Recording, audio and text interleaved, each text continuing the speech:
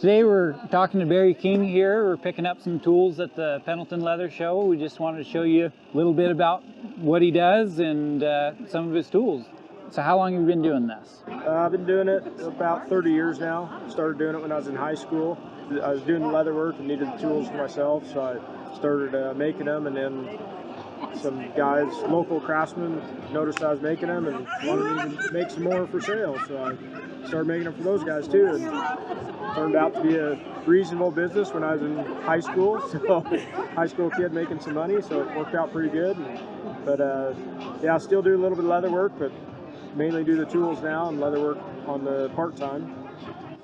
Very cool. So you couldn't get any of your grandfather's tools to do leather work? He wouldn't sell you anything? No, he wouldn't. Boy, he was tight with those. He wouldn't give them to the young kid, you know. Yeah, that's understandable.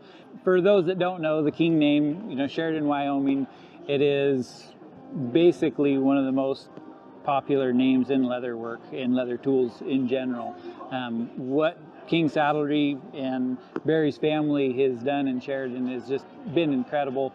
I went to your guys' shop there. It's an amazing atmosphere. There's amazing history behind it, and just all the people that they've got started in leather business. I would say you guys have done more for the leather crafting world than most people, just for the history and just the availability of tools. My great uncle started building saddles in 1932, and he made his own tools out of nails. Yeah. And he built a saddle in a cow camp, cut out with a pocket knife. And today, the opportunity to just call you up and say, I want quality tools, and you ship them out, and they're made in the U.S.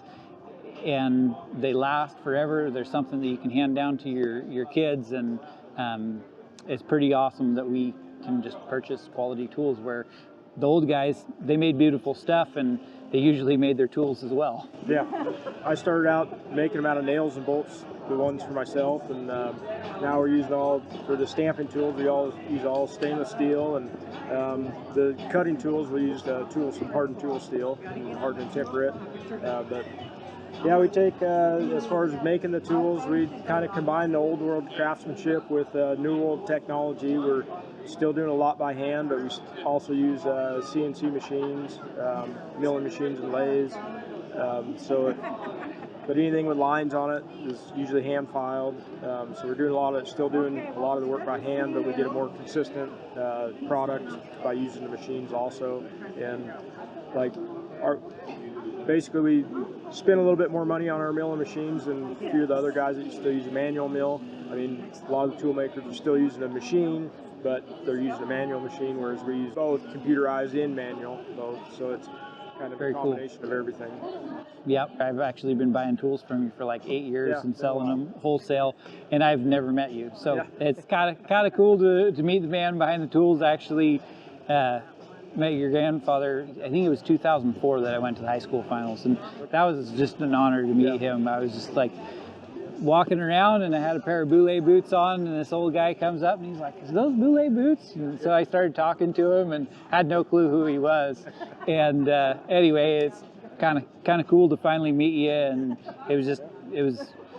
I've been in the leather business my whole life, but definitely when I went into King Saddlery, I was just in awe. I was blown away, and definitely one of the highlights of my life. I remember the first time I bought it was your basic set of tools, and I saved forever. And then once I got them, it was just incredible how my work got so much better. A lot of people say tools don't make a difference, and for maybe somebody with not a lot of talent, tools don't make the difference, but it creates a huge difference when you're trying to create a nice, clean, finished product. Yeah, just the bevelers alone were just so amazing. I tell people all the time, if you have 7 carving tools, floral carving, you can carve almost anything under the sun and make it look really good. For the cost that, you know, the cheap tools that people, oh, they're only $7 or they're only $12. Well, you got 150 of them. So you're spending the same amount of money, and you still can't produce the same quality. But if you save your money and spend it on quality tools, even if you just get a couple to begin with, your work will look so much better. And that's what I've seen. Getting your tools in students' hands. You want to go back and play with them, even if you're not creating the best work out there, just because it feels good in your hand, but it draws you back to where you can develop the skills that you need to do quality work. So anyway, thank you for the time. Yep. Thanks really for good business. meeting you. Yep. And I'm going to buy Sounds some good. more stuff. All right.